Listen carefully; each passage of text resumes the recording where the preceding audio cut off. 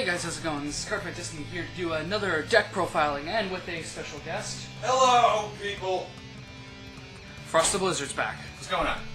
So, everything on this mat right here and this mat doesn't tell you what we're doing the deck profiling on, and if the title alone doesn't tell you what we're doing the deck profiling on, we're doing the deck profiling on Magician's Valkyria. It's Minerva. You have no proof of that. Anyway, starting off with is the starting Vanguard, Battle Maiden Amenohoakari. Try saying that 5 times fast. Now, the good thing about Amenohoakari, and the reason I use her, is because once you're on grade 3, you can consistently keep soul charging no matter what, which is good if you end up having to ride Minerva early, which I will get to. Also, she's a 5k booster, which makes it all the more better.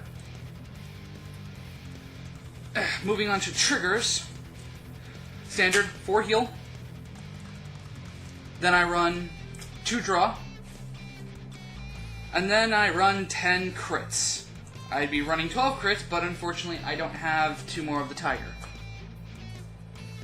I think that 2 draws sounds safe, though. It's helped. I mean, it gives you something to guard with for, you know, the little stuff.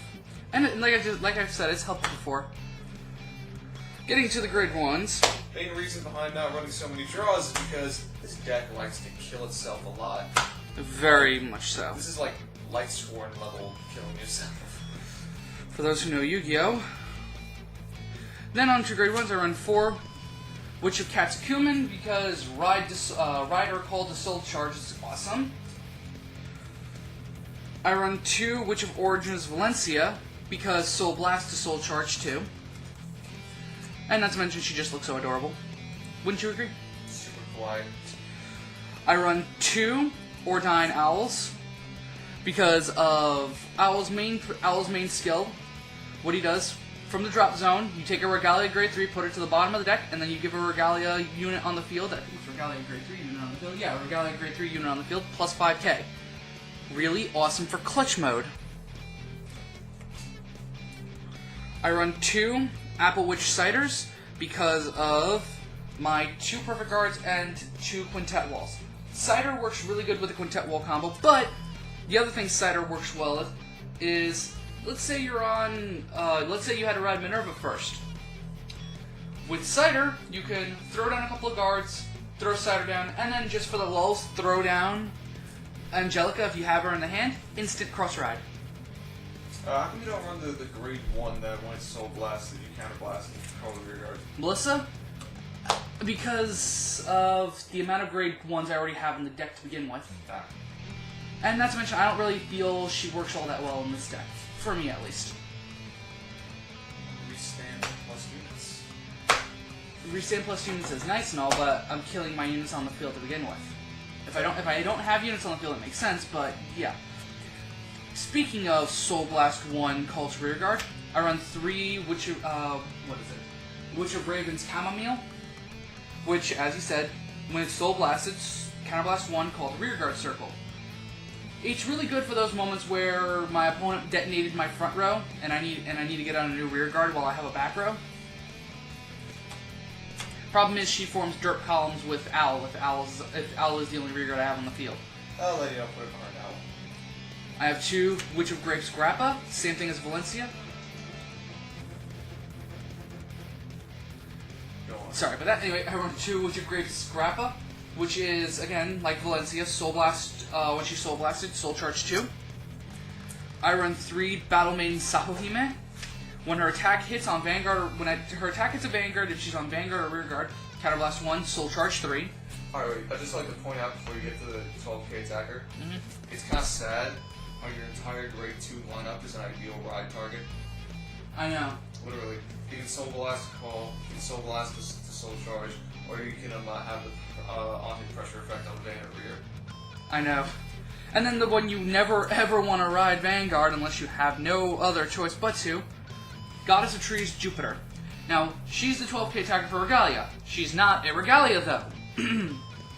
Bushy Road, what were you thinking? You're thinking, oh, everybody loved the blouse so much, let's give Regalias the same treatment. This is the reason why I don't run the grade 1 version, because I have no grade 1 Regalia units. It's fine, don't worry about it. It's also the reason why I don't run Pacifica's version, because Pacifica has no grade 1 or 2 units.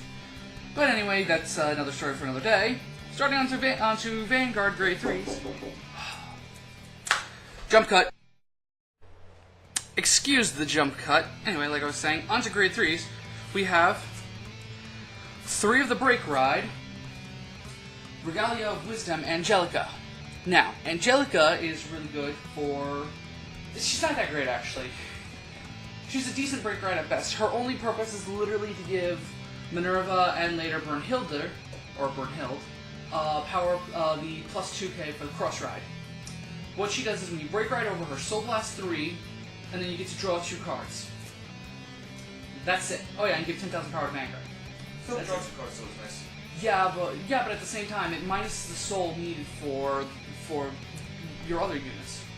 Yes. No, yeah, it gives you a hand advantage with prep for Minerva. That too, and it does, and you can just soul blast. If you're lucky and you have Grappa and Valencia in the soul, you can soul blast them to plus 4 back into the soul. When you think about it, what's it called? When you use Minerva's skill, you basically -1 technically, but with hers, you still +1 if you do it on a Break Ride turn. Fair enough. And of course, getting to the big one herself, Omniscience Regalia Minerva. For some reason, when this card first came out, I thought it was Omniscience, but whatever. What Minerva does is she's a restanding Vanguard. You counterblast 1, Soul Blast 3, and discard 3 cards. After she attacked, restand her and give her plus 5,000 power. This is very, very good. This is why she's known in the community, or at least on NA Cardfight Vanguard, to be one of the best, if not the best, of all restanding Vanguards, because of that plus 5,000 power. And that very minuscule cost, because in Genesis, you typically have a large hand size and a huge soul. So yeah, that's pretty much it with Minerva. She's really good, and of course she gets the Cross Ride. And basically with just all the other tech that you get in this deck, it's very overwhelming. The downside to this is, as Frost said before, you can deck yourself out. I have decked myself out multiple times on accident. If you're up against a stall deck, you will lose. Even while not trying, even if you don't use the, the Quintet Wall, and if you don't use too much of the soul charging crap, you're still going to be, your deck is going to be so small. Upside is, though, this deck works really, really good against Link Joker because it's mostly Vanguard pressure-based. Anything Vanguard pressure-based really wrecks Link Joker. So, yeah, that's pretty much it. There is no real ideal field for this deck. Mainly, you just want to at least have a 12k attacker on the side. The ideal field is to have Minerva on the deck. That's pretty. That is pretty much it. I mean, you do want to at least have, let's say, a rearguard Jupiter, a rearguard Angelica, a couple of Regalia units in the drop zone, and at least 1 owl on the field, just so you can go hoot hoot, put the unit in the bottom of the deck, put the Regalia units in your drop zone on the bottom of the deck, and give both Minerva and Angelica or rearguard Minerva the 5,000 power to really push for game. That's about all I can really say is an ideal field for this deck. I mean, I've won with having no front row and just obliterating with Minerva on the front, with just attacking with Minerva because my opponent can't handle the power creeps that I get.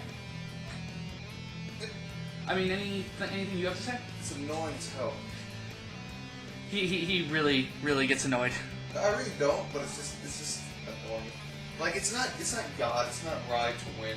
Like a lot of people think it is for some reason. It is very consistent because it is basically a solo act. But it does take a lot of thought and knowing when to soul charge and what to do. It's not a Ride to win deck. Minerva really requires a lot of thought and consistency. And also, as with all soul charging decks, you gotta be cool with whatever goes into the soul.